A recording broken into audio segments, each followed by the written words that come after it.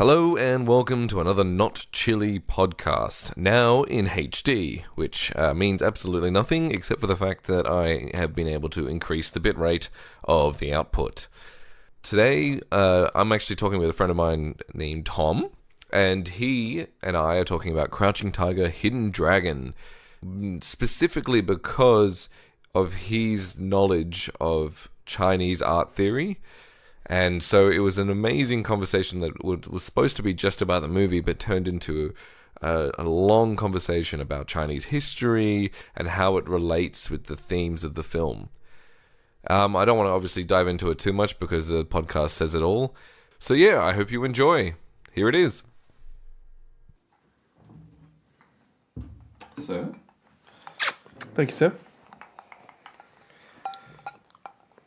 Now it would be inappropriate to spill your drink. Correct. Alright. So it only made an estimated 1.5 million in China. Whoa! And it was shot in China. Well, yeah, no, that's my point. So Ang Lee's Taiwanese. I'm fucking surprised then. What do you mean? He's from Taiwan, and Taiwan is where the previous government before the Chinese government fled to. So the civil war in China was between the nationalists and the communists. The nationalists fled after the communist victory in 1949 to Taiwan and set up government there. And they were competing for many decades over who gets the right to call themselves basically China.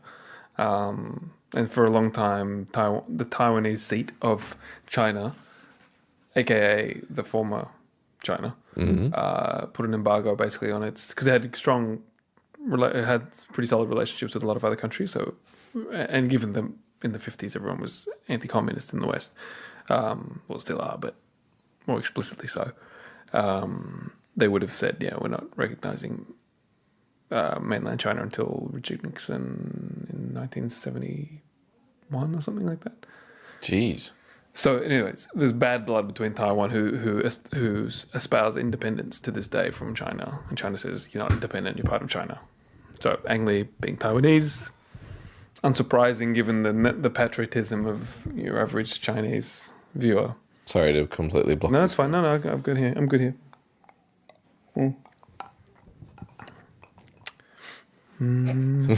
It's like I'm Plus piracy, I suppose. Oh right, do you think piracy? But if the government wanted the film to be promoted, they would have made a lot more than that. Well, could you imagine? Like 1% of the population watching the movie? I mean, that itself would be fucking epic. All right. Well, do you feel like? Yeah, man, I'm ready to go. So let's actually start this road pony off. Get that. There's analogies going straight off the bat. Fucking road ponies, man. Let's get this road pony on the road. On the footpath. Pony. Let's get that road pony on the footpath. We're talking about Crouching Tiger, Hidden Dragon, a movie that I just watched. Tom watched many years ago, many times, and then rewatched segments of. But we have a unique perspective here, which is you, Tom. Your appreciation, understanding of Chinese culture, and the creative side of it in particular, like the arts and things and the way that people express themselves through such an amazing, like we were just talking about a little while ago, and how what always blows my mind is that being so ingrained in Western culture, to see how unique and beautiful that side of the world is, and you just forget about it because you're just like, oh yeah, World War II, World War One, American Civil War, Australian, like how like the convicts came here and how we completely destroyed a culture here. It's like you think of all those things, you're like, oh yeah, that's history. It's like no, like Totally. One of the biggest populations in the world, one of the most and we just don't even know about them. Yeah, the biggest population in terms of complexity, though. I think you're quite right.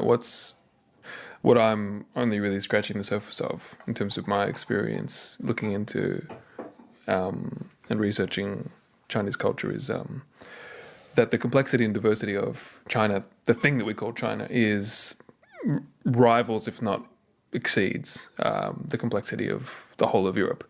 In terms of thinking about that land mass and all of that kind of diversity, cultural diversity, linguistic diversity exists at least the same level, if not at a greater level than in China. So yeah, there's no such thing as just China. But I was going to ask, how well has it been kept? I've always been curious about this. how well has what? So, like, history in China in particular. Actual record keeping? Yeah. Yeah, that's a really good question. The earliest records which mention dynasties refer to two dynasties which have no clear records of their own. And we're talking about around the same time as the pyramids were being built, which to my knowledge is something like 3000 BCE. That might be totally wrong.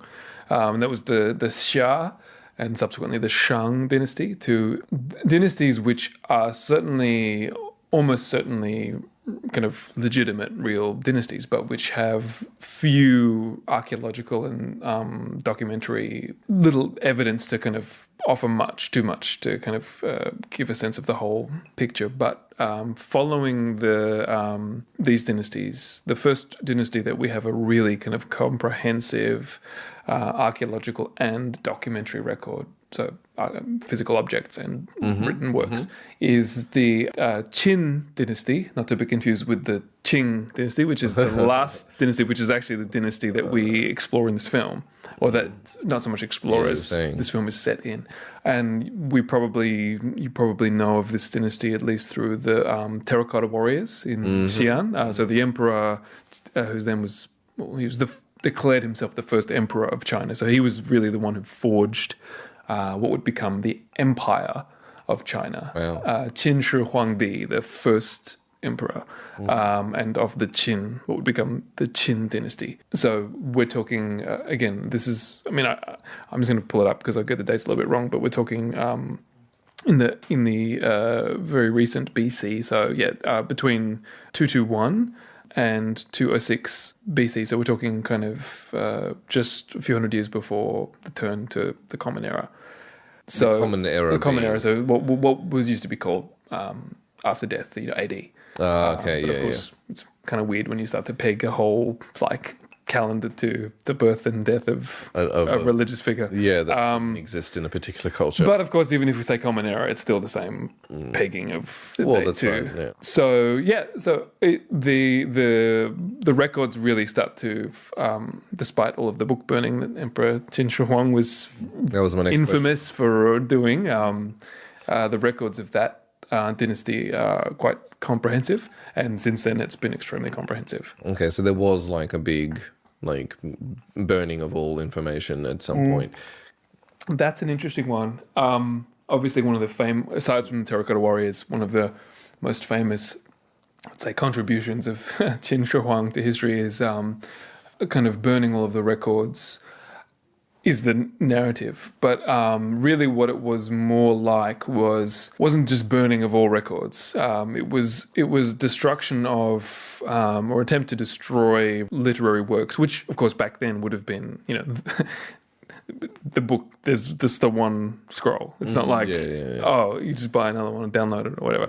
It's like you destroy that scroll. That's the knowledge gone. But of course, people make copies by hand, so scribes could secretly be making copies. But it was more kind of a set of categories which would challenge the, let's say, Qin monopoly on history. And there is a theme which runs through all of dynastic China, where each kind of dynastic power in its when it's first taking the harnesses of the empire. Tries to bend history to fit its rule, such that everything seems to be building to this point, so that they become the master of the past as well as of the present. So this was certainly the case in the most extraordinary, perhaps one of the more exaggerated ways, rather, for Qin Shi Huang to literally destroy any records which seemed to offer some kind of alternative historical narrative that would maybe make people think that Qin Shi Huang was one of many contenders to the throne, or one of many potential contenders, but instead, his hope was that all written documentary, all the written records would indicate quite clearly and with no alternatives that he was the ruler, and there were none that could stand up to him. Was that kind of selected burning then? It was much more, and even then there is a lot of contestation as to how successful that was and whether people actually were willing to by way of a parallel example, during the Cultural Revolution in China in the 1960s, there was a huge moratorium on major, like a kind of nationwide moratorium on a lot of most written work that wasn't directly kind of sanctioned by the Chinese Communist Party. But of course, if you were someone like Chairman Mao or someone even less high up than the supreme leader, you would have access to foreign films and books and whatever. You could sit in your office and comfortably read all this stuff and read Shakespeare and whatever. But the average Joe was not allowed to have access to the stuff. So the extent to which these texts, going back to the Qin Shi Huang example, were actually destroyed is kind of questionable. Probably what is more likely is that elites and people high up in the food chain were able to make, let's say, private copies and then publicly burn the books, allegedly, so that they would have, it's a win-win for them, because on the one hand they would perhaps be shown to be a kind of a loyalist to the Qin emperor, but on the other hand they would have access to the texts that were exclusive access to the texts that were being destroyed or targeted. But I think for the purposes of looking at the film, the theme of history and of remembering, to me strikes me as a kind of pretty essential one to make sense of the film as a text. I wanted to ask you a question though. Go for it. Absolutely. I have questions. Why you could have, if the interest, generally speaking, was to kind of find an entry point into China, why this film? I feel no matter what, when watching a film like this, I remember watching it years and years ago and just being like, oh, it's a good kung fu film, and that's what was embedded in my head. But then the more and more I thought about it, and when I started rewatching it and the idea of it, I was like, I'm missing something. I'm missing a whole layer of history, of understanding. And so choosing this film was like, okay, I could have chosen many films, but this in particular it just feels like there's a story that's not being told to my eye. And that's what drew me towards it. So a kind of, maybe like sounds dumb, but I'm pretty sure it's the word analogical reading. So an analogy reading of the film, or like historical references, or it's more just it's because I mean obviously the film is it's shrouded in covered in metaphor and covered in like kind of I'm trying to think of a better word. I don't know if it's and I did cut you off, but I don't know if it's a given that it's covered in metaphor. I think there are a number of kind of tropes and things, and stories. I think the story overall has one like plot length metaphor, which, as I kind of hinted at, I think relates to a kind of romantic nostalgia for classical China in a modern context. But then I think there are kind of microcosmic metaphors as well in the film, where what are you talking about? Like when they fought in the bamboo forest, and they like had it on the mist of the bridge. Absolutely. So I think what I've noted and what I really want to kind of explore and pick up on are some of the tropes in the film which actually have continuity with tropes in much older forms of creative practice that exist in Chinese history. So one of the traditions which seem to kind of stick out to me watching the film is the tradition of Chinese landscape painting, which in Chinese is shan shui, which literally means mountain water. So kind of landscape, as you can mountains and water. But you often see these kind of huge dwarf, kind of almost divine, if perhaps or mystical landscapes. They're kind of there's some kind of infusion of magic in these mountains, and China is let's say they have a history of mountains as being sacred, or because there's a kind of clear cultural association between mountains and sacred sites, not dissimilar to Uluru in Indigenous Australia. There's a kind of protrusion in the landscape, and there's an obvious kind of, there's a god at play, or there's some kind of like it's like a powerful being that created this.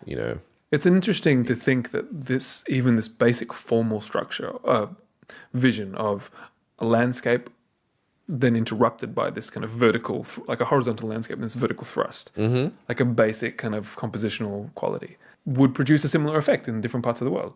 Like this idea that a mountain is a sacred thing because it kind of seems to, in something seems to inhabit it, or it seems to kind of project some kind of power. But isn't it that whole thing with I'm trying to think of the Aztecs, if I'm mistaken.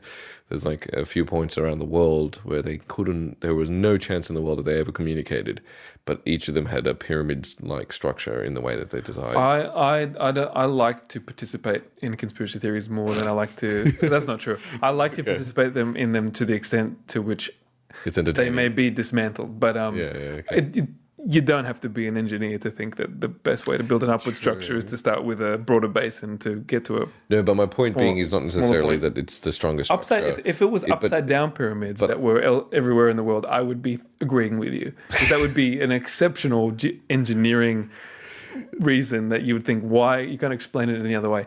I'm more thinking in the sense of like these structures being a more like I'm trying to think of a word other than religious, but like kind of a religious almost like they're simulating a mountain, saying this is a mountain, and I feel like there's this like I feel like there's this attachment towards godliness and a higher power and mountains and like they could have built 1,000 houses. I mean, look at the way churches were built. They weren't built in pyramids. They were built like buildings with things on them that went up high. But pyramids are a particular structure, which makes me think of mountains. Totally. Well, I think there's a I totally agree with you on that point. I think there's a very clear formal, like a very simple formal visual device that we, when something thrusts up vertically that points itself to the heavens. I mean, this idea that, like in Chinese, tian is heaven, but it also is the word for sky, right? And so this correlation between a kind of the house of divine government and the sky. I mean, this is the same in, in animist religions, like animist is a kind of, let's say, category of religions which see kind of, instead of divinity being kind of from on high, being imparted down, it actually resides in nature. It's not. Nature is the, let's say, the kind of is the god, or is the exactly. And in China, Taoism, and to perhaps a lesser extent Buddhism, and in Japan Shinto, are animist religions or animist ideas, which see kind of nature as God, if you want to think about it that way, or that there's no God, monolithic God per se. It's more this nature is in Taoism, it's the Tao. Nature is the kind of manifestation of these natural ordering principles which generate all life. And so to kind of let nature wash over you is to kind of, let's say, capitulate to the Tao, to instead of trying to resist it and name stuff and put tags on everything and distinguish everything, that's intruding upon the natural order. So there is this, I mean, in the film, these beautiful, and going back to the Shan Shui links, at least the ones that I see, these beautiful kind of shots of mountainscapes. And I think, I'm guessing in Guilin or some other kind of mountainous terrain in which kind of there is this harmonious balance between the craggy rock faces and these beautiful lush greenery, and then the mists which kind of inhabit the crevices of the mountains. I mean, it's just absolutely breathtaking in itself. But in Chinese culture, those glimpses of landscapes like that were actually kind of glimpses into divinity. And so this correlation between the kind of landscapes that are selected for the film and what seems to be what is very clearly a kind of metaphysical power which is in inhabiting many of the protagonists whose martial prowess is clearly enhanced in some way beyond the regular brute who wants to go and club someone, take their money, whatever, bandits. To me, that suggests this kind of connection between the film, the way that the film is imaged, and a much older Chinese tradition of landscape painting, which sees nature as a kind of primogenitor, or like kind of the kind of first order of all things, the origin of all things. So that the people who have some kind of metaphysical power in the film seem to be at one with nature. And we saw that in the scene where Chow Yun-fat's character He's on the bamboo stick, and So- he's kind of balanced with it, and Exactly. no matter what, just he's almost smirking. I'm not sure if he is smirking when. well, the whole idea you're saying about ego is kind of Yeah. would be the opposite. He shouldn't be smoking. And this fascinating connection that you see in the Shan Shui painting is that it's always about the landscapes. There are almost always, that's not true. There are often people pictured in the landscapes, but they are like ants. And this idea of the whole category of that painting style as being a kind of exercise in humility, as much as it is an exercise in kind of participation in celebration of, let's say, the animist or the divine agency of nature. And this is interesting because a lot of the landscapes that you see in Shan Shui traditions are actually invented landscapes. So they're not recordings of nature. They are internalized, interpretative, let's say, kind of recreations of the forces of nature, such that the artist, in this case, shows a kind of prowess of their own by seeming to grasp the principles through which nature is generated. Okay. If that makes sense. Yeah, no, that makes sense. So in many ways, that is also the Tao, because Tao is the thing which generates all. So if you master the Tao, you can generate beautiful landscapes from your imagination because you've internalized this, right? Yeah. Anyway, I see in this film this connection between a kind of wisdom and kind of grasp of metaphysical truth and the martial prowess of the protagonists, who so clearly are at one with natural landscapes, and that's exemplified best by the bamboo scene. exactly, and the opposite, which is something before. Do you think the character? I mean, I'm horrible because I can't remember her name, but the other, amazing martial artist that existed. Michelle Yeoh's character, which or the dragon in this case. Xiao. No, not the dragon, but the other, the one that she's the one that fought with all the different weapons and stuff like that. Michelle Yeoh is the actress. I can't remember. Yeah. I'm not sure. I mean, to be honest, I don't remember what any of the Yeah. characters' names are. Because Yeah. that wasn't what was important to me. Oh, sure. But with her, Yeah. I mean, where does she sit in this? Because she's obviously a master in herself, and she has a great skill, but she never really felt like she was at one Yeah. in any part That's of a the really film. good point. And I'm not sure if that's because I mean, he went off and had his love of- lightning experience and stuff like that. But do you think that that's Is it for my sense of this, and this is, I want to because this is actually that's a fascinating question. I think it's a really on point question. I want to, by way of addressing it, kind of take a step back and relate the film to its genre. So it is a kung fu film, of course, but it's best what we would more accurately say it is a wuxia film. what does that mean? So wuxia is a Chinese term which kind of means martial hero, which is a kind of clumsy term, but wuxia precedes film Yeah, right. in novels and written fiction. Of course. And in fact, I'm gonna pull up the notes here because off the top of my head, I cannot remember who the original author of the book was, but Crouching Tiger, Hidden Dragon was originally published as the fourth of a series of 5 novels. Do you know how big the novels were? I mean, to give me perspective on, because when I watch the film, I go, I mean, this could be surmised in like a 50-page poem. It's I mean, look, honestly, I don't have a specific. Actually, no, the English. There's. I'm not sure if there's been an official English translation, but funnily enough, Michelle Yeoh's website has, as I understand, links to English translations. I don't know whether they're official translations or whether they were kind of worked out as a result of the film being so popular. But so the pen name of the author, the original author, is Wang Du Lu, and he was a we talked about this. He was actually an ethnic Manchu, which means he was of the same ethnicity as the Qing Dynasty. So the dynasty that he lived in many hundreds of years later after his film his novels were set, which is I think in the 1700s which was Common time. What did you call it again? which one? The timing is like, instead of saying when Jesus Christ is born, like before Christ. Oh, Common Era. Yes, Common of course. Era. Yeah, so of course. So 1700s. So in other words, Yeah. 17 so and so, kind of, let's say, the first century or thereabouts of the Qing Dynasty. But he wrote those between the 5 books, which Crouching Tiger, Hidden Dragon is the name of the 4th, as I understand, between 1938 and 1942. So he wrote 5 books.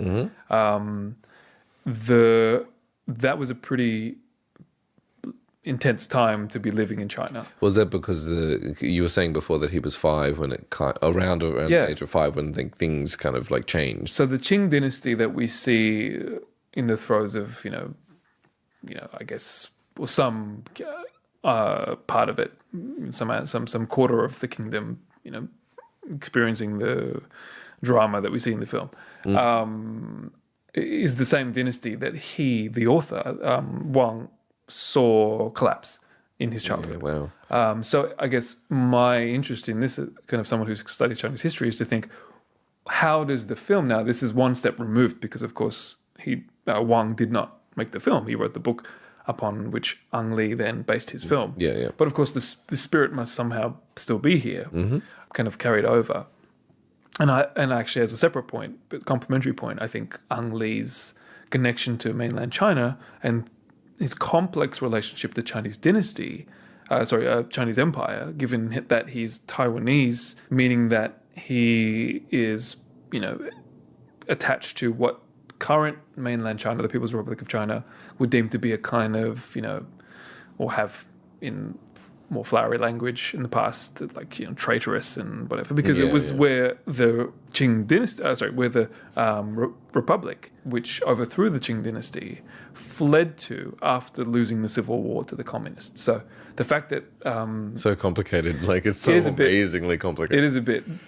Of course, the significance to us here is that both Ang Lee, the director of the film, and Wang Dulu, the author of the original novel, would have experienced a very complex relationship to both state and to China as a kind of, let's say, ideal, kind of cultural identity, or Chinese-ness as a kind of cultural experience. So in terms of the initial 5 kind of books, 1938 to 1942, we are looking at although I don't have I'll double check, but we're talking about the Sino-Japanese War. So we've got incursions. This is when the author wrote the books. When there was a very clear sense that Chinese empire had been living a lie. This is What do you mean by living a lie? There's an interesting. I'll answer this by way of an interesting letter, hoping that I've addressed the curtailing. I've actually brought back the previous point that I know we kind of dabbled back into history. It's so easy to. But to answer this question as succinctly as I can, there was a wonderful letter quite a revealing letter that was sent to Emperor. I think the emperor at the time was Qianlong, so Emperor Emperor of China at the time. I think it was King Richard. Probably got it totally wrong, but let's say it's King Richard III, who wrote the letter. Again, I can double check. We'll double check. Google the specifics. We're talking here late 1700s or early 1800s, so that period, where we have a king of England sending a missive to the Emperor of China. A missive? Imperial. Well, so like let's say just a fancy letter.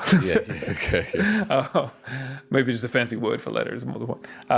And some diplomat to go on. And but the letter read something to the effect of, dear Emperor of China, I'm also very powerful monarch of my country. I like this version of your letter. Let's get down to it and do business and whatever, out of the deal, whatever Trump, And so I hope that, given that we're both kings, we can do some trade, let's say. Is this where opium comes in? It does. In a moment, it does. I figured. And the response was, after a while, again, paraphrasing somewhat, how dare you speak to me? Awesome. It's you some kind of backwater pretend king in some Awesome. tiny island on the other side of the world. Yeah. Don't you know that this is I am the emperor of the kingdom at the center of the world, or the central kingdom, which is the translation of China. So Chinese word for China is Zhongguo, which means central kingdom. Mm-hmm. So I'm at the center of the world. And also, by the way, what the fuck? Trade? Like, that stuff happens at markets. I'm an emperor. I don't do trade. I do emperor shit. Like, I'm not interested. And so, of course, the irony of this is that trade would become China's biggest thing, right? Trade is the biggest thing, but also just the thing that fuels the world now. Like, it's trade deals, which, Yeah, well, that's why China has the stranglehold of the world. So everything's made there. That's right. So in terms of production. So in fast forward, people were looking for, and then the British were like, well, that's not going to cut it because we're too busy growing opium in India, kicking Indians off their land because the best way to make money from the land that we've seized from starving Indians, because they could pay the taxes to the crown because we invaded India. Now that's the jewel in the British crown. But now we have all this land, so what are we going to do with it? Well, we're not going to grow rice and vegetables to feed Indians. No, hell no. Why would you do that? Make any money. Food? Make any money doing that. Yeah, exactly. Well, we need to grow drugs. Yeah, it's quite seriously, tobacco and opium were the main crop that was grown by the kind of Brits in and on Indian soil. We're talking about millions of people starving to death as a result of this repurposing of the soil. But point being, for our story, convoluted as it is, massive stockpiles of opium and tobacco for England. Hell yeah. So much so that there was no characters market. float in the movie? What's that? Is this why the characters float in the movie? That's exactly right. It's all chasing the dragon. Yeah. Sorry, no. This is horrible. All of this opium, you don't have a market big enough. You literally do not have a market big enough to sell to. I mean, you can only have so much opium before you're dead, right? So in other words, the user kind of but of course, if you break into the Chinese market, which is what everybody wanted to do, and the Brits in particular, well, now you've got hundreds of millions of people to sell opium to, and that's a lot of money. Of course, they come into they knock on China's door and say, hey, we're here with the opium, and if you don't buy it from us, then the Indians are going to starve because you're not buying it from us. Oh my god. But again, kind of cutting to the point here. The intrusion of opium as a kind of literally the gateway drug to trade for all things resulted in an extraordinarily embarrassing series of not only military defeats from initially British, but then like the blood in the water, the sharks kind of smelled China bleeding, and all of a sudden the Germans, the French, eventually the Americans all come, obviously the Portuguese as well, with the Portuguese colony, come sniffing around to try to take a bite out of China. And there is this huge contradiction between this version of China's empire that the Qing Dynasty had, this aloof arrogance that kind of was so confident as at the center of the world, as the central kingdom, that it was untouchable. Because it was this sprawling empire. Who would possibly stand against China?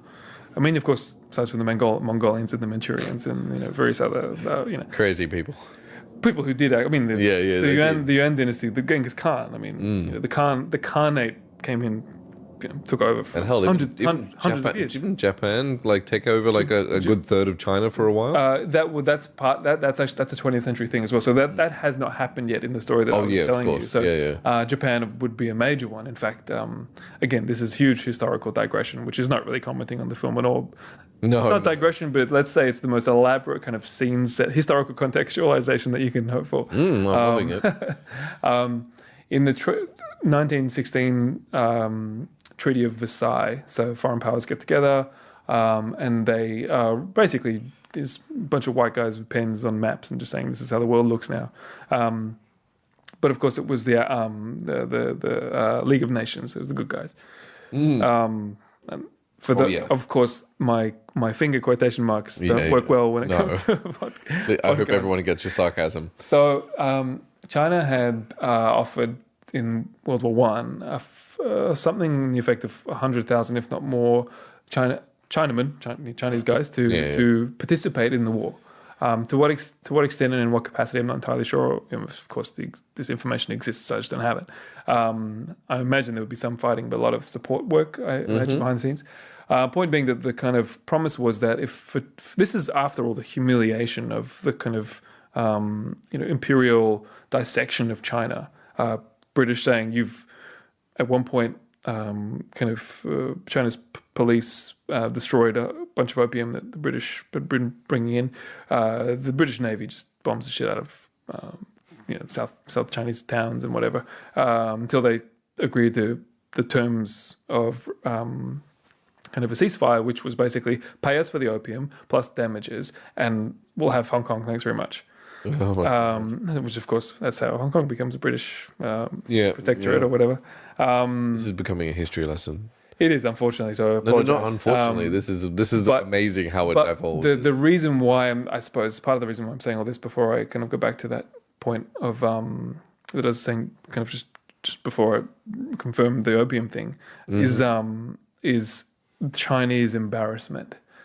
This kind of massive loss of face that China experienced when it realized that it was not able to stand up with the rest of the industrialized world because China had failed to industrialize. China didn't want to industrialize because China didn't need to. Why should it? It is so kind of so supreme characteristically. It didn't need to. What it needed to do was to emulate the past the best it could, because it was a classicist culture. Is that a flaw in its own? Well, if you like to win wars, it is. If you like to make money, it is. If you like to get crop yields, it is. I'm hardly a modernist per se in the sense of we should just put the pedal to development and progress, but which is what China's doing now. But certainly there was this aloof ignorance, this aloof vanity and self-assuredness that was crushed in the early 1900s and the late 1800s, when kind of international forces just came in and just cleaned up in China, and there was just no kind of experience or organizational power or kind of top-down authority that was able to manage this and defend China from these unprecedented kind of industrial foes. Let's say to kind of try to win favor with these sharks, China sent men to war for the against Germany, against the axis of evil.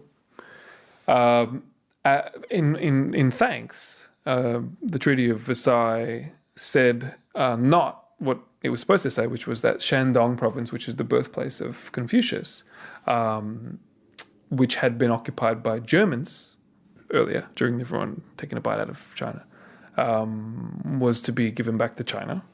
Tsingtao, the beer, it's German brewery from Shandong. Really? So that it's a colonial beer, if you want to think of it that way. Yeah. So Qingdao, the city, was part of Shandong province, which is where Confucius was born.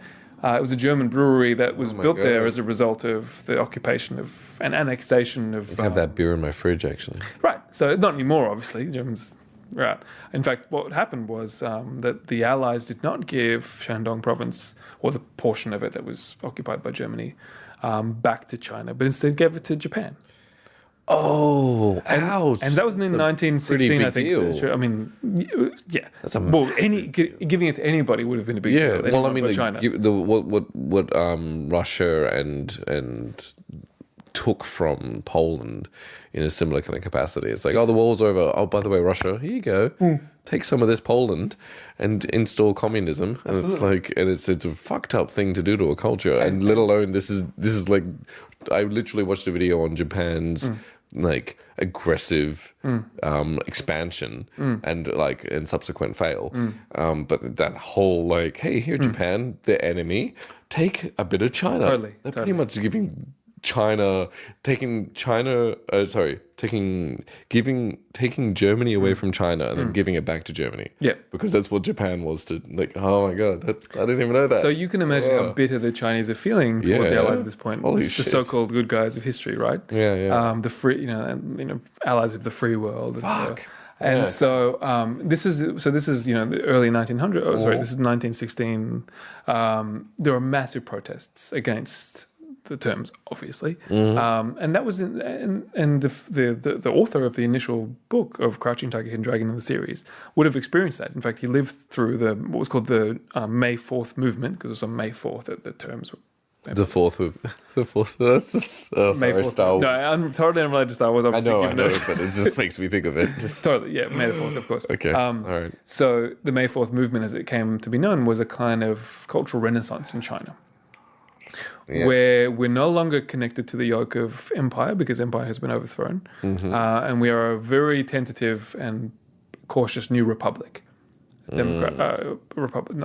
Democratic to an extent, but not really.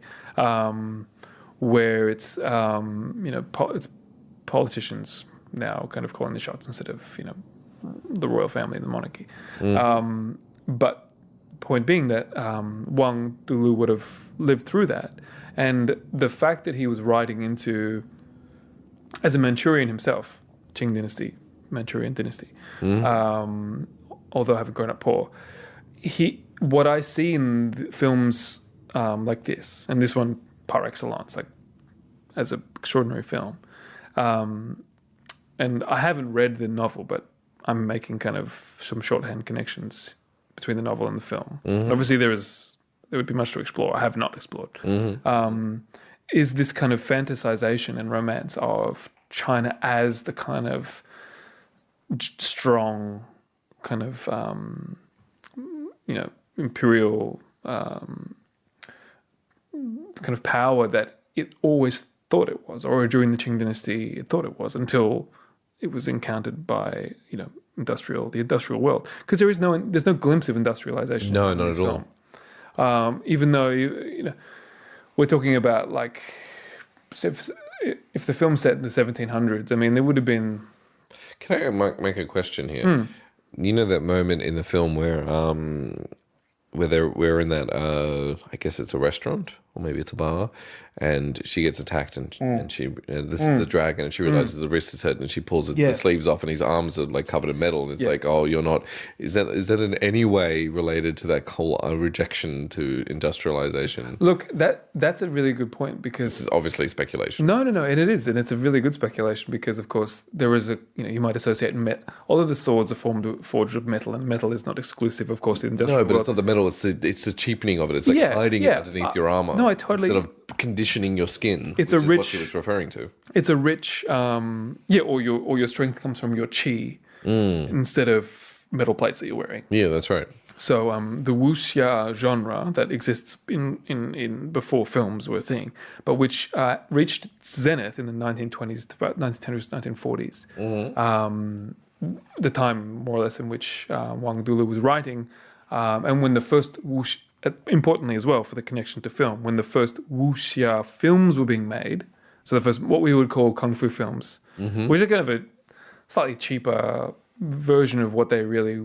I mean, it was very much a romance genre, sure, but there was also this idea of martial prowess. I think how in the West we think of knights. The kind of knights errant, these upstanding folk. Japanese with the samurai. Yeah, I think it's very much in this vein. The best translation is to think of these kind of figures who are not just kind of men who have, and they're almost primarily men, who have cultivated their martial fighting skills. It's that they have a parallel virtue to match their fighting skill. So of course you have things like honor, and in Japan with the samurai, the bushido, wave the blade, that kind of thing, and in the medieval kind of romance, you've got this idea of chivalry, matching kind of martial prowess, and in China there's the same kind of thing. There is this kind of I suppose it's kind of it's a kind of naturalness, isn't it? It's this idea that you're not this kind of you don't resort to things like poison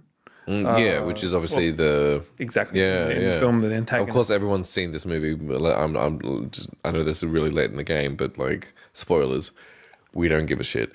This is like just talk about there's the no film. spoilers here. No, there is spoilers here, and I don't care. That's the point. No, I think and that's it's too late. And you make a whole thing about the poison. It's like As it's that, the well, villainy. we could connect the poison to the metal braces on the arm, hiding under the sleeves of that brute, because it's a form of subterfuge. It's a form of Subterfuge. a secret kind of. It's a kind of sneaky victory. Treachery. Except it's not. It's treacherous in the sense that it's kind of not being. It's a dishonest kind of combat, let's say, or dishonest form of victory. So, poison and the metal braces on the arm of the brute that we see fighting in that scene when she actually gets a little bit hurt, not much, but because of, and she's gonna look at him like scowling, like petty, pathetic kind of thing. Where she's the real deal. And so what is the real deal in the wuxia genre? It's someone who has genuinely cultivated their what's called qi, or who are kind of exemplars of, in Chinese it's qi gong, who have literally energy cultivation, who have cultivated their qi to kind of such a point where they are almost impervious to bodily harm because their internal Scientology. qi. Yes, exactly right. So their internal qi is kind of giving them godlike power. And we see all of the main characters in the film, including the bad guys, some of the bad guys, able to harness some of this.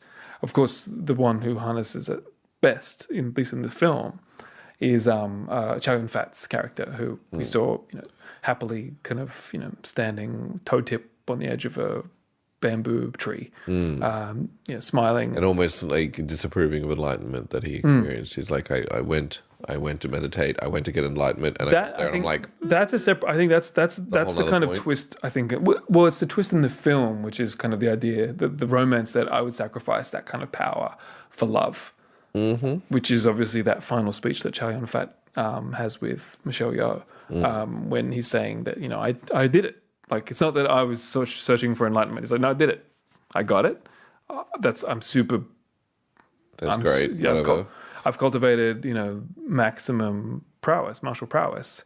I'm the best guy, basically. Yeah, but I would throw that away. I realized I wasted my life doing that when I should have been with you. I mean, it's very Romeo and Juliet. It's stunning. Like, it's really bittersweet kind of stuff. It is. It's really. What I was going to say is that I was kind of, and we were talking about this before, is the there's actually a subgenre of, I think in film we call wuxia kung fu films that have this kind of this kind of supernatural power. Wuxia pian, so kung fu films that actually kind of use qigong or energy cultivation as a kind of device. There is no shortage of them. But of course, Crouching Tiger, Hidden Dragon belongs in that category. I did find, really interestingly, this was just from the wiki page that was relating to, probably lost the actual thing, but the kind of three main categories of this kind of energy manipulation, which these are not necessarily go into it. But that you can kind of bank upon these films, either including a form of energy cultivation which is internalized, a form of energy cultivation which is dealing with lightness, so dancing on treetops and whatever, weightlessness, and the form of energy cultivation which can allow one to disrupt other people's energy cultivation. So when we did the touch of death kind of thing. Yeah, the thing, pressure points and all of those three tropes, which we know very well in, like, this, whatever the equivalent of spaghetti westerns are, in terms of kung fu genre. We know, we've seen them time and time again, and we see them in this film. I think we see all three. Can I just say that, like, I'm thinking back on the film. Have you ever seen Hero? Jet Li. Yes. I mean, like, I can't remember if it's a brilliant film, but I just remember speaking on all this. It makes me think of that film completely differently. Totally. There's that, like, if you do remember, basically the end of the film is like Jet Li's like standing against this wall, and he has this like like we're talking millions of arrows flying at him, and that's the demise of Jet Li's character, and he's this kind of god in this realm. Yeah, and it makes me feel he like fights against the British at one point. Does he in that film? I could not remember. He's like cage fighting with these big British guys. No, I don't think so. I think I don't know if that. It's but in the Qing Dynasty setting, I feel like that's exactly right, and and I just it's not Donnie Yen in Yip Man films. Have you seen Yip Man? no. Same thing. It's but it's this idea, and this is.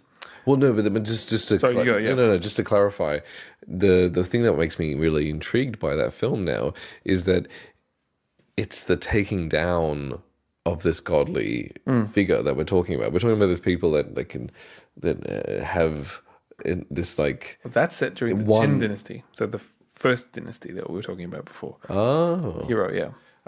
This one like kind of like enlightenment, in tune with the energy, you know, like, and it almost seems like the high, not the higher power, but the power of the numbers and the masses taking down this the force. It's like a video game, right? Isn't it? We were talking about that before, like the boss fight kind of thing. Exactly. So but you also, as the protagonist in the video game, you kill how many baddies that are just standing at the side of the door waiting to die.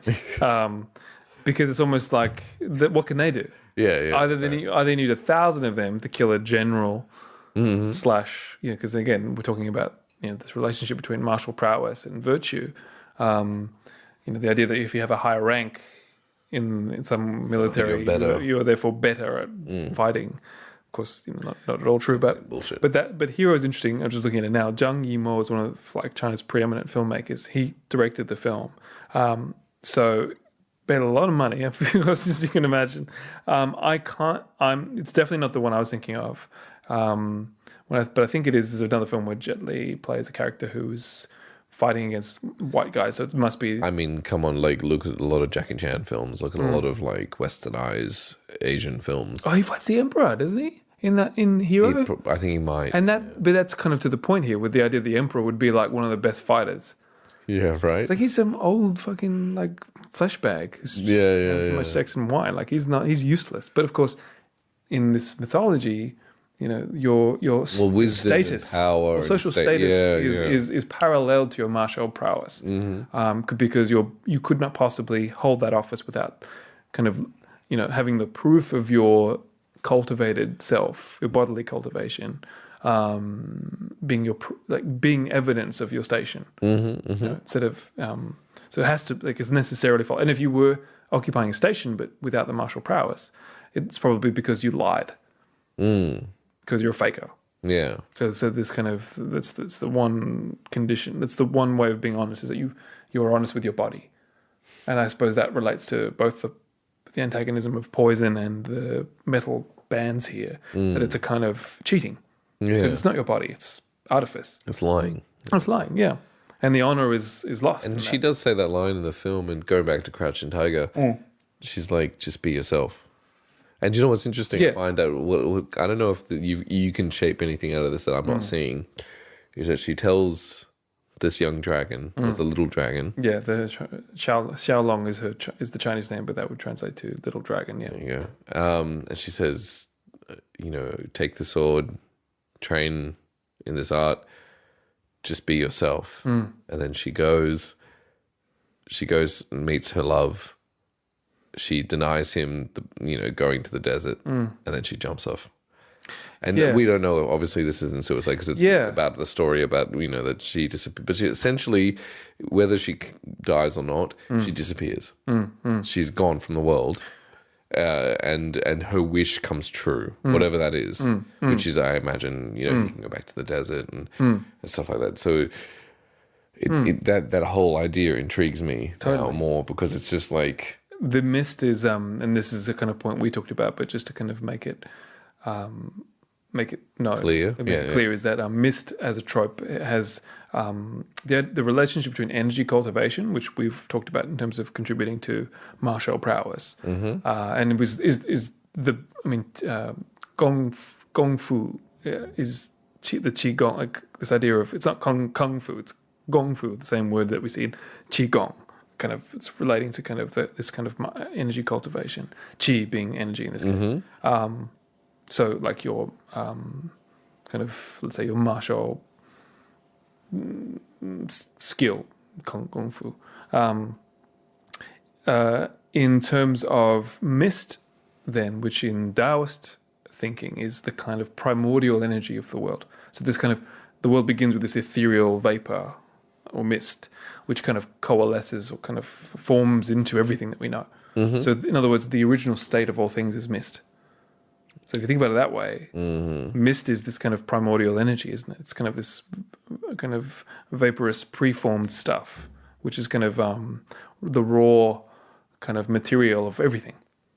Yeah, right. So this idea of kind of her final scene of returning to the mist or being consumed by the mist is almost like it could either be read as she's perfecting herself in terms of her martial prowess, that's what I was just about or to say. she's returning to she's becoming formless. So for me, Which is, by the way, formless. Returning to mist, formless is literally a Taoist idea, to become formless, to kind of lose distinction. that's kind of what I forget the guy's name. Chow Yun-fat, yeah, his character there. the mentor of the film. Yeah, I mean, that's kind of where he gets to. Like, he's removed from all objects, and until the very last moment of his life, in which he says that he returns a little bit, doesn't he, to the world of desire and even though fallibility. she's telling him to escape. Yeah, and so this kind of she's Like, remove virtuous yourself in her from this world.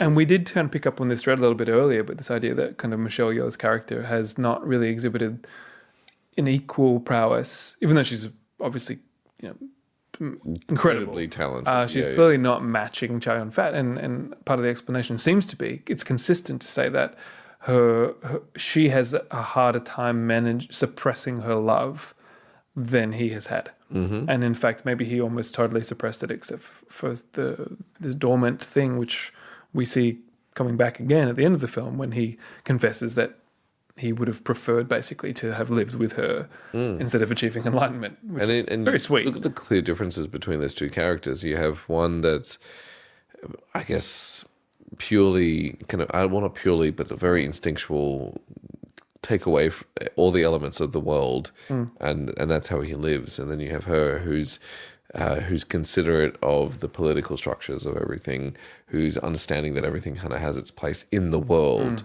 and how like everything has an effect. And there's that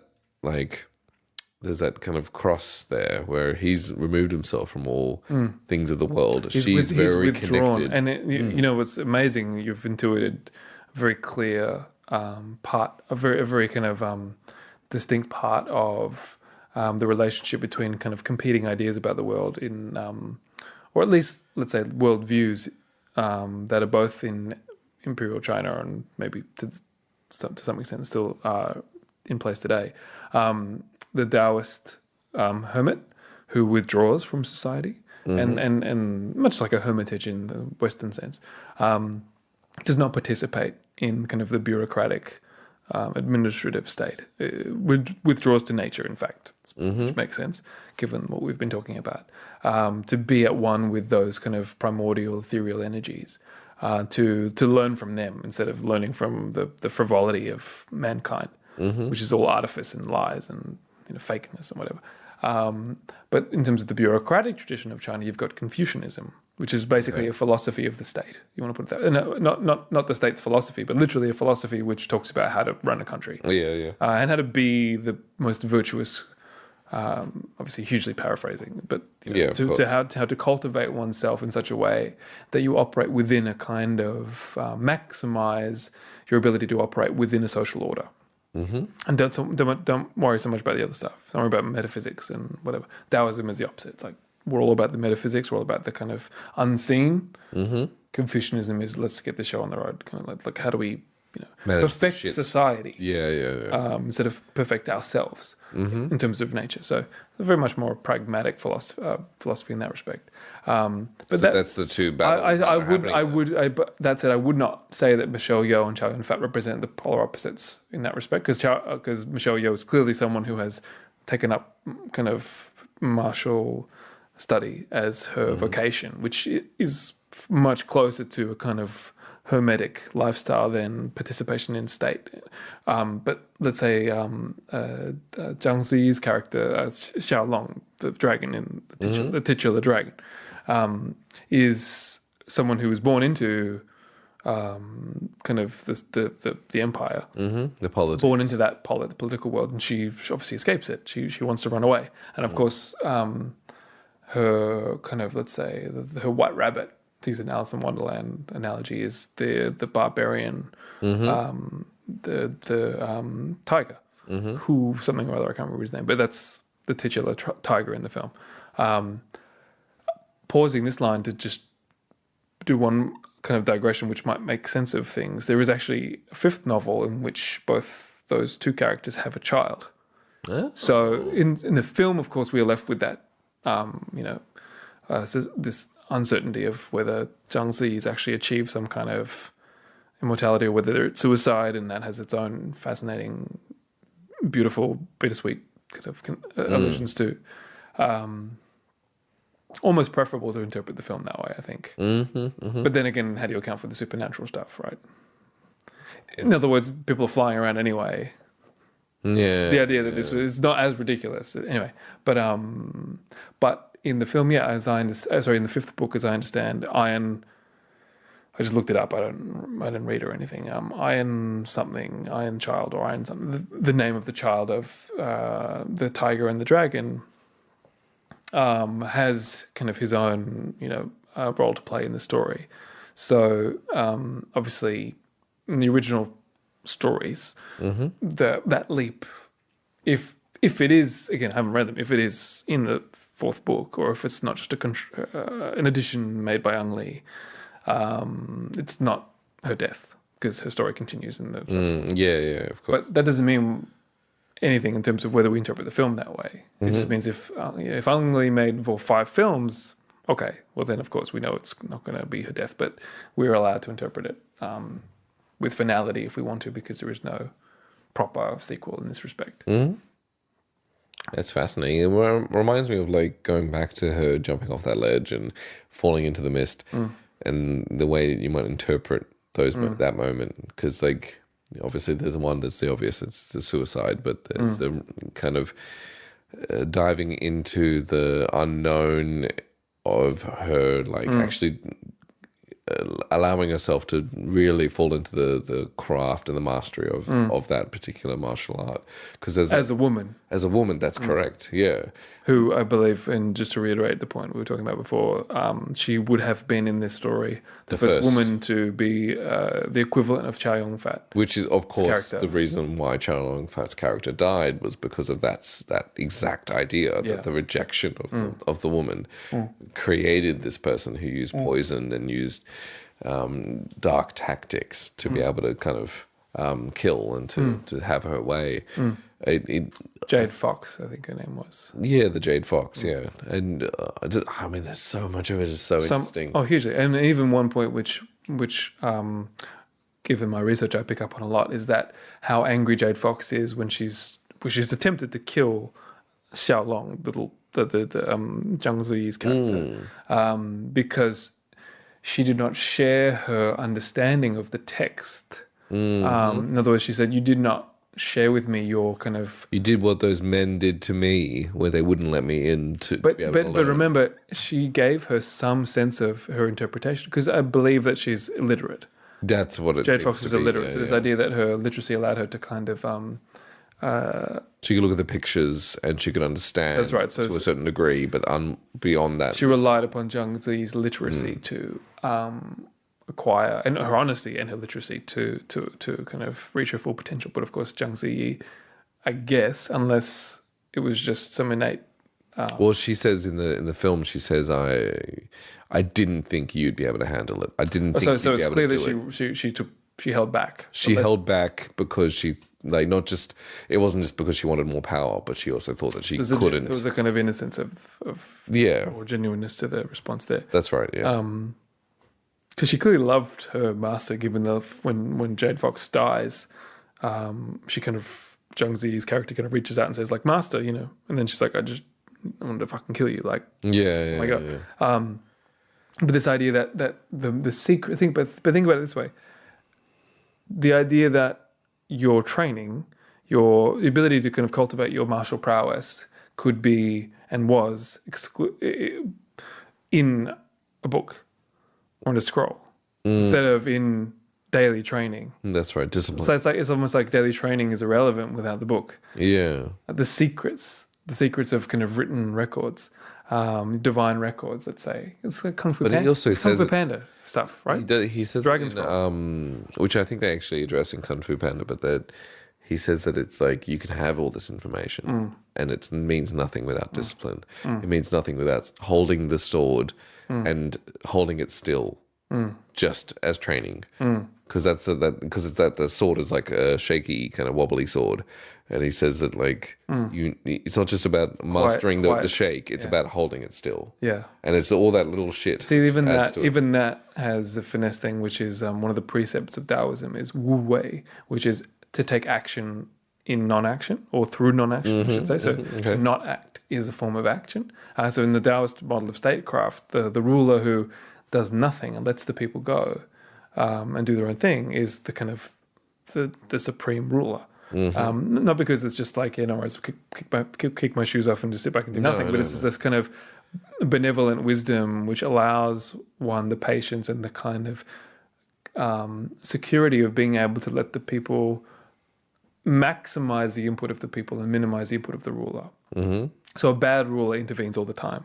Yeah, The right. best ruler never intervenes once. There's a good analogy of this in the Zhuangzi, which is a text from the Taoist. So it's one of the two major texts of Taoism. Is the Zhuangzi. It's named after the guy called Zhuangzi. Thanks. And it's about a butcher who talks about his practice as a butcher, and he says, when I was a young butcher, when I was just starting off, I would go through, a new knife every week. My knife would keep chipping. I'd keep hitting the bones of the animal carcasses. I'd keep, cracking them. I have to get new knives. When I was kind of in the middle of my career, when I was really kind of starting to come into my own, I was actually only going through one blade a year because my kind of adeptness at this trade was to the point where I would so rarely nick any bones that I would very rarely do any damage to my blade. Now, as a master butcher, so butcher is a very low craft. So this idea that it's not about what you do, it's this kind of Mastery of that. mastery of whatever it is. Yeah. He's like, this is my knife. Yeah. And I butcher with it. And he says, kind of, I glide through the flesh without thinking. I don't think about butchering anymore. I just butcher. I'm not trying to butcher. I'm just doing it. Yeah. And my blade never touches bone. That's amazing. And this is the kind of analogy, right? And that's one of the major Taoist texts. This idea that this kind of thoughtlessness, losing oneself to achieve mastery. I mean, that's what you see Zhang Zi's character, the dragon's struggle, is that she's like in some points in the film, she's like a rabid animal, isn't she? Like she's kind of like, when she's like assaulting her captors and she's running away from home and she's clearly like got a chip on her shoulder. And she's the antithesis to Chow Yun-fat, who nonetheless kind of is relatively speaking her equal in terms of power for whatever reason. But of course, his power comes from a much Discipline. deeper water. Yeah. Like he's never kind of she never throws him off balance unless it's him thinking about her. Yeah. Like, in other words, his care for her is intervening with his, instead of, and it's obviously a paternal care, instead of his combat being inferior. And that's that point of mastery, I think. So where this film throws a curveball, and this, I presume the novel does too, is that Chow Yun-fat tells everybody, including his love, that he would have Gladly dropped not bothered. Yeah. And he would, if he had the choice again, he would have decided to Take love. to be frivolous, to be animalistic, to not be transcendental, to not perfect himself, but to live more basely in the terrestrial world, out of the mist. Yeah, I mean, it's like look at this like really simple. I was telling you this before that this reminds me of like the movie American Beauty and a few other films. So it's like if you just write down what happens in the film, the main plot points, you go, okay, cool, well, great. You know, like some sword gets stolen and it's just something important. This one it's reads some like a revenge Daniel story. Steele Yeah, synopsis, like some fuck romance yeah. novel, right? That's right. And then what you do is you take those points and you go, okay, let's make a real movie out of this and let's insert all this shit into it. And then suddenly, oh my God. And Ang Lee had I'm not sure about An American Beauty. Was that a novel before? I have no idea, but I know, but there's no, a it wasn't. richer- I'm pretty sure it was just a script. Totally. Well, in this case, there's a rich precedent already in the fact that the novels exist for Ang Lee as a filmmaker to draw from. Yeah. Something that he can take what bits he wants, and I think he took from some other, Of course, like the it's novels. never from. and from other texts as well, of course, entirely. But for me, I mean, there's obviously many ways to approach this, but for me, what kind of really rings true with this film is I think about Ang Lee as a kind of Taiwanese, Chinese American, and think about the complexity of his kind of relationship to China as a construct, and think about the kind of flights of fancy he would, the romances he would have kind of had, the kind of where his imagination would take him when he was thinking about the China that might have been or the China that was, and what that China looked like before China woke up to its its own arrogance or its own cloistered ignorance of the world, which is what it experienced in the end years of the Qing Dynasty, which is that it had been living a lie for some time in terms of its ability to stand up to the world. It didn't have any interest in dealing with anyone else. There was no foreign policy. China did not have a foreign policy in the empire. Mm-hmm. There was no foreign. There was nothing. There was vassal states. In other words, there was China's broader the citizens of its empire, which didn't know it was part of its empire. Like Britain was part of it. You know, it's like, you don't know this, but you're actually kind of, Britain is a to-be Chinese vassal state. Mm-hmm. It's like, okay. No, of course, it turns out the opposite was true. Would become true. With, obviously awful consequences. But then it's kind of like through all the reality of that wake-up moment, I mean, what a beautiful dream China is.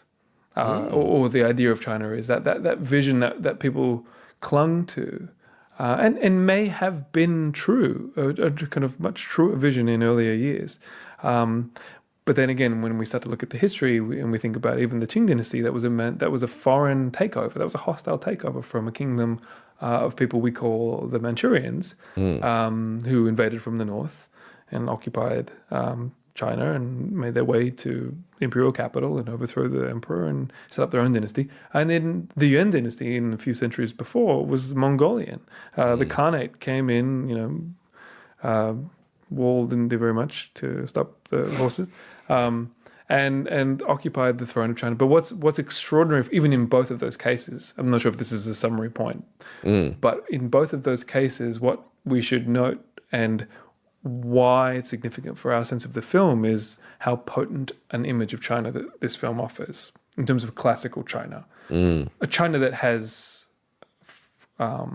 is able to live up to its own expectations of itself. So in other words, what it sees itself as being is. Chow Yun-fat's serenity is legitimate. His serene self-confidence, his sure-footedness is legitimate. He can fight off anyone. Real China couldn't do that at all. So to me, Chow Yun-fat is is the real China. He's the kind of analogy of China in a way. But to the point here that even the Mongols, the barbarian horsemen, and the Manchurians, when they invaded China, they didn't destroy China. China kind of swallowed them up. They became dynasties of China. You think about it, it's kind of a bizarre thing, right? Yeah. You expect it's like, I destroyed that civilization, I take over. Yeah, it's mine now. It's mine now. This is mine. This is our kingdom. This is my kingdom. But it's China 2.0. Exactly. But even now, I mean, I wonder to what extent this is true, even with, the Communist Party. I mean, to what extent is this just another dynasty to some extent? Like, how impervious is this construct of China, which is thousands of years old and has the, in terms of linguistic history and cultural history, is the oldest contiguous, which means unbroken, kind of has the kind of oldest contiguous writing system in terms of contiguous use writing system in the world. So the writing that was written in the earliest dynasties is morphologically a little different, but still could technically be read by someone writing in Chinese today. Yeah, wow. 3,000 years before or 3,000 years after. So there is this. Why I say that is because there is this resilience and this ongoingness to Chineseness, to Chinese culture, which has yet to be really destroyed. And I suppose I see in this film this kind of celebration of, it's not one dynasty, it's not two dynasties, it's something which underrides everything in China. That, I mean, I'm not Chinese. I have no, aside from my interest and aside from my experience living there for a while, I have no kind of spiritual or cultural connections to China. But I occasionally, I like to think I catch glimpses of what people who do have kind of real connections to China see when they see China. And it's this kind of magical place, but not magical in a superficial sense. It has this kind of strength, which is the face of Chow Yun-fat in this film.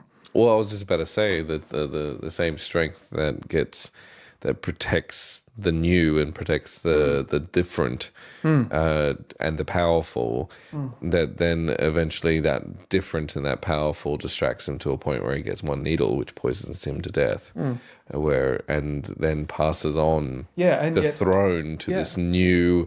Like, we're not just talking about, there's another person. We're talking about a female, which in this culture, in this culture of like martial arts, is the first female. Totally. This is a and whole. Ang Lee has said, I read an interview, that this film is kind of very much a feminist, kind of offers a feminist narrative in the sense of the sword kind of representing the kind of empowerment of women. He's talked in interviews. Talked about this, and he literally that's the whole thing. Yeah, and then in this case, so this idea of destiny. The female in this film, the young female, is taking absolutely from the men. Absolutely, this opening up moment, and we might even read that as not just literally that, a feminist reading, but an analogical reading, an analogy, where it's not just women, but it's kind of opening up of China, to put it bluntly, to kind of any kind of outside. Like, it's kind of opening up this cloistered,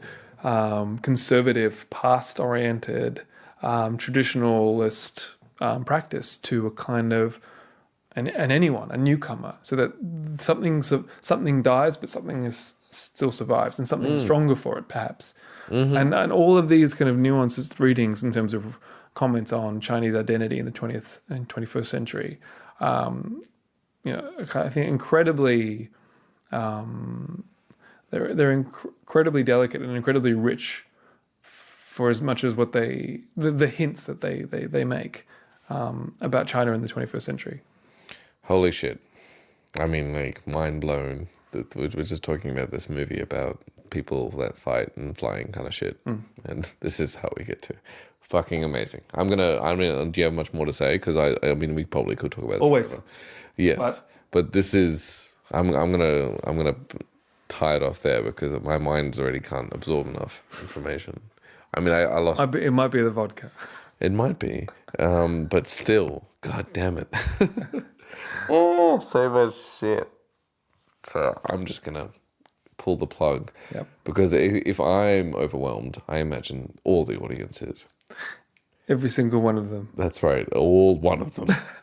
When we listen to it after this, that's right. We're going to be so overwhelmed listening to ourselves. That's right. No, it was a joy. It was a joy. So much for concision, but whatever. Well, yeah, fuck it. I preferred this version of the story because this has made me more intrigued and interested by it, because it's not just awesome choreography and the way that it was shot, which we probably didn't even talk about. No, we didn't at all. That's a whole conversation. But it was, I suppose, in a way, it was.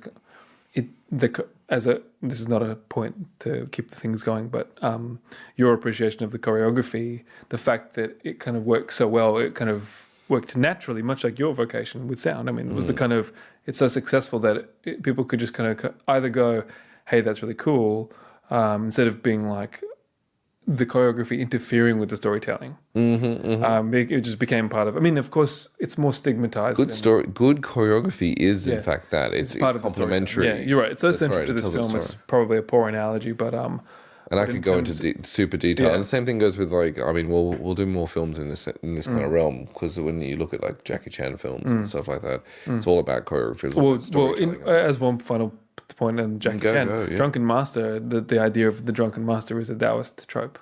Oh, really? Yeah, I didn't know that. because of course, what do you do when you get drunk? As we have documented here, you lose yourself. Yeah, that's You right. lose that kind of self consciousness that someone like Zhang Zi's character has, like this idea of like crippling ego. When you get drunk, you just you're thinking, or a better analogy, the master, the butcher, master butcher. Doesn't If you're thinking about butchering, you're going to hit the bone. But when and same thing with kung fu. If you or kind of again, it's quite flippant when I say kung fu. It feels like it's more flippant than what it is. But we talk about wuxia and this idea of the trope of the knight. I mean, yeah, there's still kind of cheap romance to it, but really, even in Jackie Chan films, in the earlier ones at least, in terms of Drunken Master, I mean, the trope that he uses in the Drunken Master is a trope that is as old as Chinese philosophy. So it's no kind of, even if it's funny, I mean, Zhuangzi was kind of condemned for instance, laughing at his wife's funeral, and I'll explain that one. But this is kind of the Taoist guy is the kind of troublemaker, the rebel. Final story on the Drunken Master thing. Go. There actually was a famous painter, calligrapher in China. Calligraphy and painting, the drawing have no real distinction. It's just one thing. Was invited. He was under duress to come to court to kind of show his skills off to the emperor. He didn't want to come, but he was supposed to be a very learned man who liked the source. Just turns out. So you can imagine we're talking about an age. I actually can't remember the specifics of the story, what dynasty it was or whatever. But for the purposes here of offering a kind of glimpse of the Drunken Master trope. He was invited to court and he kind of is brought before the emperor in a time when you'd be beheaded for looking wrong to, and he rocks up to the court absolutely fucking tanked. And they're like, holy shit, this guy's gonna get his head cut off. Like, what an absolute moron. And so he stumbles up, through the main hall up to the steps, I guess. Where they've provided the kind of the courtesans have provided paper and ink for him and brushes, of course. And I imagine the emperor was kind of the story kind of scowling and like looking pretty skeptical, if not murderously, at this cretin who has been so bold as to arrive in the empress' presence as a drunkard. The disrespect that would imply, and to make matters worse, when he gets to the paper, and he's commanded to draw, I imagine quite curtly, before he's killed. He goes to pick up the brush, he knocks the bottle of ink over. Oh my god! And you can imagine the gasp, like this, the kind of gasp of like the courtesans and the eunuchs who are like, "Oh shit, this guy's good." And he goes, like he does the whole kind of drunken amble. It's hard to describe without doing the gestures, but Piotr can see it. Yeah. He kind of does the drunken reach towards the brush, and kind of while he's got like one eye closed, just kind of puts the brush on the paper, on the spilled ink, and with the spilled ink does this kind of like masterwork, right? And is ultimately begrudgingly kind of admitted as like one of the greatest like painters of Chinese history. But this idea of drunken mastery is, to the point, very much a trope in Chinese culture. So it's not just some flippant Jackie Chanism. And that's how we do this podcast. Exactly right. We're Drunken mastery. We are masters. We are martial. We're so good at our craft. We're definitely gonna do some kung fu in the garage after this. Dude, I was thinking about that actually. Test. Watching this film, I was like, oh my god, I want to do some kung fu films. I just want to make some like really bad and realize how terrible I am. But I guess I'm in a fortunate position where I'm lucky that, obviously with my research and studying China, that like you say, the kind of these references and complexities are only. I mean, obviously this is something that I'm just scratching the surface of, and I don't think I'll ever get very far even in my whole life. But it's such a joy to be able to connect some of these dots Yeah. to a broader Chinese cultural history. Yeah, fuck yeah. And especially with such a culturally, I mean, when you come to talk about Western culture, important film that like kind of bridged a lot of that gap. Between Yeah, the it two was hugely cultures. successful, obviously. Yeah, that's what was it, 200 million? Yeah. Like that it made, and it was like a 17. Yeah, it made at least upwards of 200 million That's after costs. yeah, fucking crazy. All right. $1.5 million in China, which is Which is amazing. just as a final reference to that. That's Ang Lee is a Taiwanese director. You don't need to know too much about Chinese politics to understand why mainland communist China would be uninterested in promoting it. That was 1.5 million Taiwanese in like director. in like download costs for electricity and internet bills. Yeah. Not actually. Whereas Zhang Yimou's film Hero made something like, I'm sure it made like 200 million in China or something. Maybe not quite that much, but anyway, because it was a Chinese director, mainland Chinese director, and therefore the consumer masses of Chinese population was allowed to sink its teeth into this film, or instructed to sink its teeth into this film in a way that it wasn't clearly for. God, that's so. We should do a comparison. That'd be interesting. Okay. No. We can. There's No, no but shortage of stop stuff. me. No, not now. This is But amazing. there's no shortage of comparisons to make. The difference between the Chinese diaspora films, so films that are made by China's members of China's diaspora, so Chinese living outside of China, and films that are made about China that are made with the blessing of the Communist Party and within China. That is a very, very interesting and very different kind of exploration of China's past, which does hint at the book burning kind of history bending powers of older emperors. Oh my God, this is like a wind up to the next episode.